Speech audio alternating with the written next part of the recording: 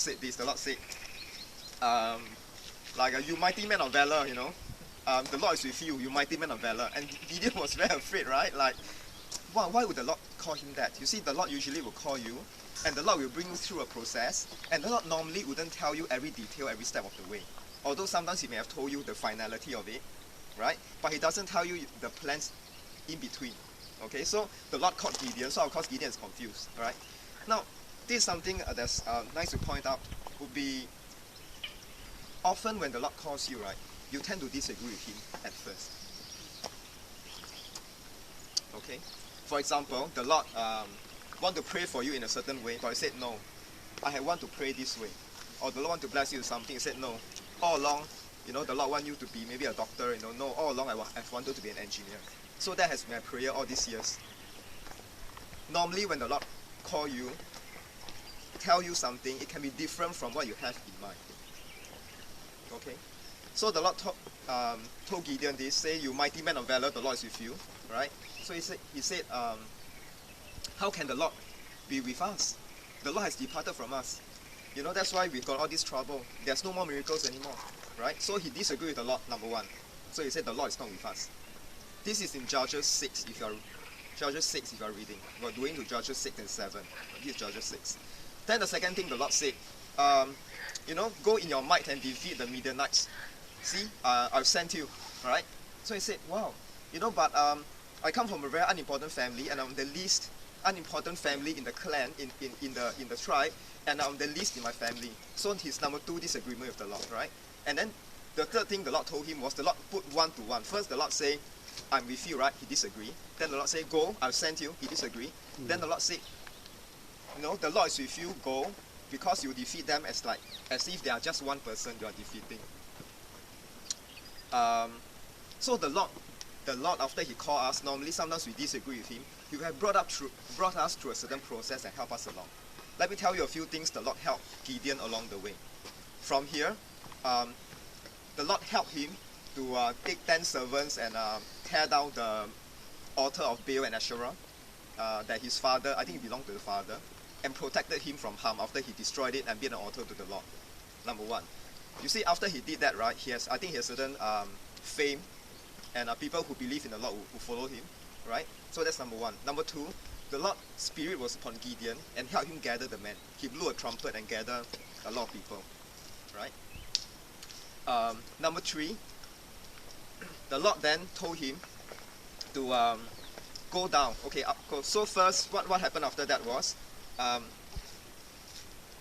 the Lord helped him tear down the altar and build an altar. Then number 2, help him gather the people, because the Spirit of the Lord is upon him, right? The third thing the Lord did was, finally the enemies, they are already encamped. Why are the enemies encamping? I believe because when he's gathering his men, the enemies knew. So they encamped like what Arius was telling us, like a few kilometers away. Okay, and when Gideon was very near to the enemy, right? Oh yeah, that's why we're here, right? Yeah. The other important thing is the Lord helped him choose the 300 men, right? At first he has 32,000 men with him. That's a lot, right? Now, interestingly, this is what the Lord told him. The Lord said, you have too many men. So what's the problem with too many men? Too many men is good, right? When you want to fight a war, Singapore fight a war, how many soldiers to one enemy? Okay, like our doctrine is 3 to 1. Maybe it's, they taught us that, right? But the Lord felt it's too many men. The Lord said, if you take 32,000 and you win the war, people will think that you win the war because of 32,000. Cannot. Okay? So the Lord said, who's fearful and trembling, ask them to leave. So 22,000 left. So most of them were afraid. Okay? So left 10,000, and the Lord said, well, look, it's too many, right? So the Lord helped him gather the men. Then the Lord helped him sieve the men until the good ones. So the Lord said, okay, bring them down to the spring, which is this place. That's why we're here. That's why we're here. Okay? Bring them down to this place, and Lord say, okay, when they are drinking water, whoever asks you to keep, you keep. Whoever asks, you know, to go back, you let them go back. And those people who basically bent down to drink went home. Those people who took water and lapped with their tongue like a dog stayed. Do you know why? Yeah, precisely. Yeah, Gordon said it right. Because they are alert. You see, as a soldier, right? Normally when you drink water, you need to look at the enemies as you drink water like this. So you know where the dangers are, right? Because if you bend down, you can't see a thing. So these are not very good soldiers, right? Because when you are tired, you just don't care about your surroundings anymore. So these are not good soldiers. See, so the Lord helped him, right? Finally, when he's ran near to the battlefield, the Lord came again, and the Lord said this. The Lord said, you can go and smite them because I've delivered them to your hands. Nevertheless, if you still afraid, don't believe, right? It's okay. Let your servants go down and just listen, then you come back again. So that's what Gideon did. So Gideon took his servant, Purah, I believe. So he went down and he overheard the Midianites. They were saying that, oh no, I had a dream, I dreamed this big bread, I think, rolling down and crush our tent. Then they said, no, that bread must be Gideon, They were very afraid. So Gideon was so encouraged. He went up with his 300 men, divided them into 3 groups, and they went down and do their thing, and they defeated the people, right? So Gideon, when I rewind for you, right? When the Lord met Gideon, he was afraid. He was threshing wheat in a wine press. When the Lord told him, I'm with you, said, you're not with me. When the Lord say, go and defeat the Midianites, say, I cannot, because he's looking at his natural self, right? Finally, he did fulfill his calling, right? And the Lord did help him along, okay?